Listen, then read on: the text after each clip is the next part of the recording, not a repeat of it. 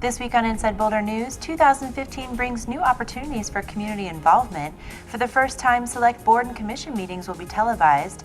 There's still an opportunity to add your voice to the community cultural plan, and a new position at the city will help improve outreach with neighborhoods. Welcome to Inside Boulder News. I'm Ashley Prill. With the new year comes a new budget and a few changes that City Council is hoping will impact the community in positive ways.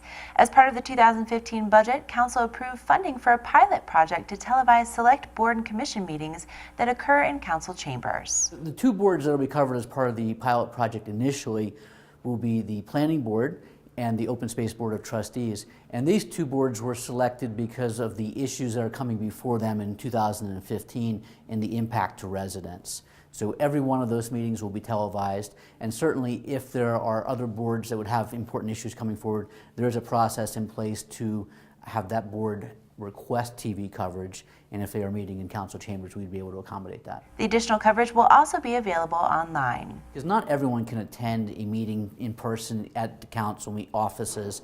It's simply not convenient for those who are working different shifts. But by televising it, they can watch from home, or they can watch online, live streaming it, or on demand when it's convenient for them, and certainly can email that link around to neighbors and friends if there's an issue that's pertinent to their neighborhoods. The boards and commissions are so important to us because we have such a broad range of things that we deal with on council that we can't get into everything in the depth that boards and commissions do.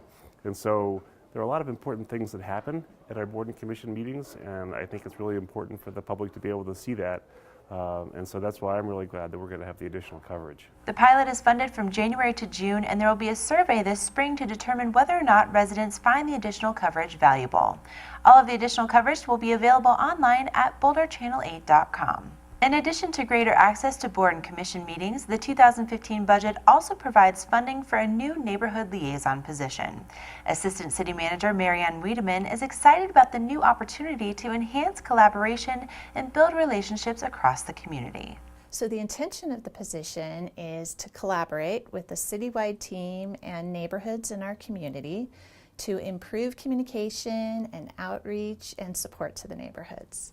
And what we're so excited about is the citywide team right now is currently comprised of representatives from the Planning Department, Public Works, Parks and Recreation, the Library, Human Services, Police, and the Fire Department.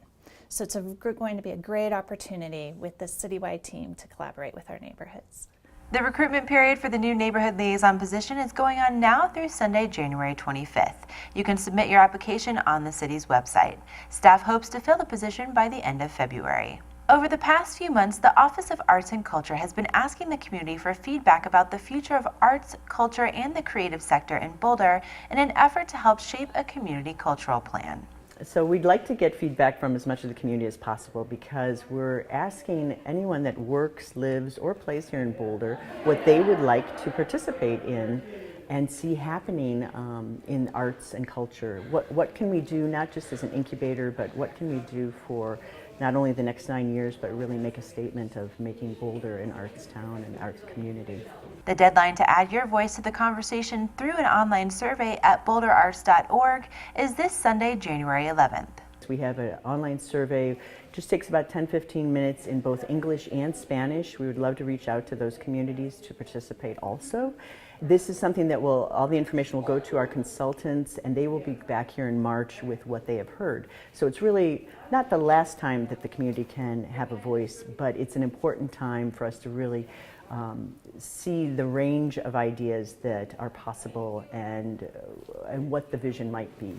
If your creative ideas about how to benefit Boulder are more immediate and need funding to get off the ground, the Boulder Arts Commission is holding a grant Q&A workshop next week. On Monday, January 12th, here at the Boulder Public Library from 6 to 9, the Boulder Arts Commission, which is part of the Office of Arts and Culture, will be doing a Q&A, a question and answer session for anyone in the community who's interested in applying to Boulder Arts Commission grants in 2015. We have an online format for those. It's a fairly new thing.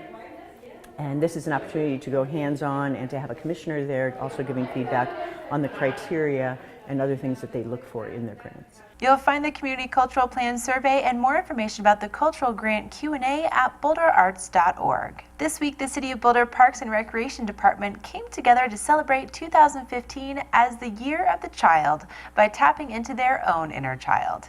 Each year, the department chooses a theme that goes along with their master plan. And this year's theme is about children and remembering our own playfulness and creativity and how to make those investments and serve that part of our constituency. It's not that everybody else doesn't count, because we all have a child on the inside. I think in Boulder, certainly for Parks and Recreation, it's great, safe spaces for kids to get outdoors, expand their minds, expand their inner athlete, have some fun, and bond with their family and their community.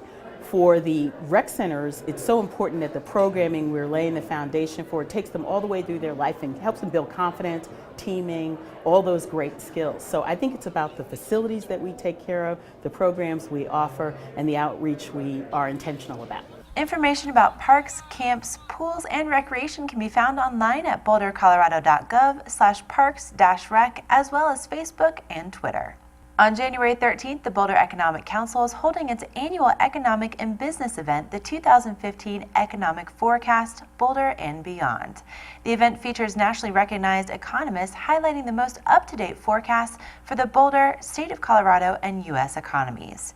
Tickets include the presentation, a reception, and opportunities for networking. Register online at boulderchamber.com. Thank you for watching Inside Boulder News. Stay in touch with us on Facebook and Twitter by submitting news tips and questions. You can also sign up to receive video updates right in your inbox. Just go to boulderchannel8.com and click on subscribe.